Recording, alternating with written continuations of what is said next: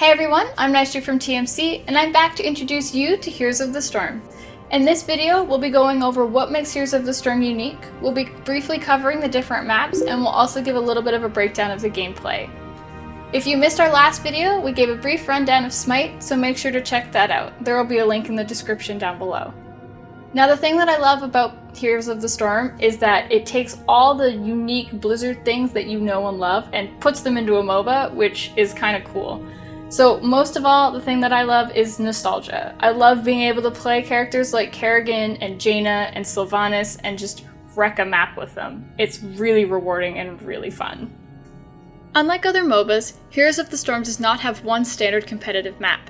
Instead, they have a range of different battlegrounds themed around other Blizzard games. Unranked solo queue feels a little more like StarCraft. You pick a hero you're going to play first. Then there are a plethora of battlegrounds to choose from, and one is randomly selected for you from the list during matchmaking. The battlegrounds in the game so far are Infernal Shrines, Battlefield of Eternity, Tomb of Spiders, Sky Temple, Garden of Terror, Haunted Mines, Cursed Hollow, Dragonshire, and Blackheart's Bay. While there are towers and minions to take down, they are not your primary objective. Instead, there are different primary objectives for each battleground that help you take down the towers and minions. For example, in Garden of Terror, at nighttime flower mobs spawn in the jungle that you need to kill to collect seeds. Once you have 100 seeds, you can grow your own giant Garden Terror. When you grow your flower, one of the players chooses to become that flower and turns into a lane-pushing machine. Once you hit level 30 and own at least 10 heroes, you're able to queue for ranked, and in ranked play, matchmaking changes a little bit. Instead of pre-selecting your character and queuing for a match, you queue up first and are then put into a match where the battleground you're going to play is told to you before you select your hero. This allows your team and you to play to the metal of the battleground and counterpick the enemy team. Heroes of the Storm adds a layer of complexity to the MOBA genre that other games simply don't have. Each battleground has its own distinct meta, so not only do you have to worry about which heroes are strong or weak in general, but you have to be aware of which heroes are strong or weak based not only on the battleground you're in, but also based on the composition you and your enemy team are trying to put together. You have to understand the different strategies of each battleground and how to counter the strategy of the enemy team.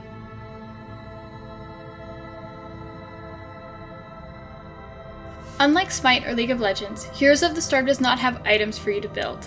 Instead, it has a talent tree that you put a point into at level 1, 4, 7, 10, 13, 16, and 20. There are different build paths for every hero, allowing each of your basic abilities to do slightly different things, like slow an enemy hero or do extra damage to minions.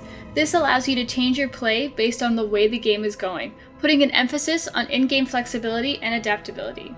As you level outside of the game, you unlock more and more abilities for your heroes to select in-game as they level up. In addition, in true Blizzard fashion, there are daily quests that encourage you to play heroes outside of your comfort zone. They reward you with more gold, which in turn allows you to buy more heroes. All of this means that Heroes of the Storm is ever-changing and never boring. Gameplay in Heroes of the Storm puts more emphasis on team play than most other MOBAs. In a game like League of Legends, for example, it's okay to be in your lane by yourself and focus on getting yourself fed. But in Heroes of the Storm, your experience is shared between you and your team. Your team levels together, and there are no items, so staying in a lane by yourself simply isn't necessary to get ahead. In fact, it probably hurts your team unless you're a specialist. From very early on, the focus is on teamwork, working with your team to control primary objectives like taking coins from jungle spawns in Blackheart's Bay Battleground, or killing the enemy immortal while protecting your own immortal, like in Battlefield of Eternity. That's the goal.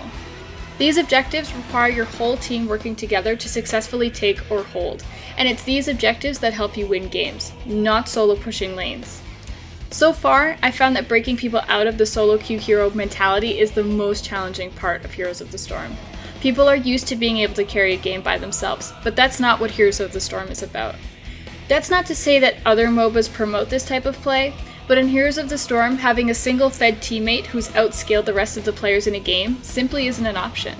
So, and I can't emphasize this enough, the easiest way to win is to work together, and this advice works for all MOBAs. Move with your team, listen to pings, and be a team player. Remember, a bad plan executed perfectly is better than a good plan executed poorly. The next video in this series will be covering League of Legends, so make sure to keep an eye out for that. In addition, don't forget to check out my Tuesday streams right after Newbie Tuesday and my Sunday streams at 3 p.m. Eastern for a better breakdown of Heroes of the Storm. If you like Heroes of the Storm, or if you gave it a try after watching this video, let us know in comments below which hero was your favorite and why. Make sure to give this video a thumbs up, don't forget to subscribe, and make sure to check out thementati.com. I'm Nystrik from TMC, good luck, have fun, and I'll see you in the bot lane.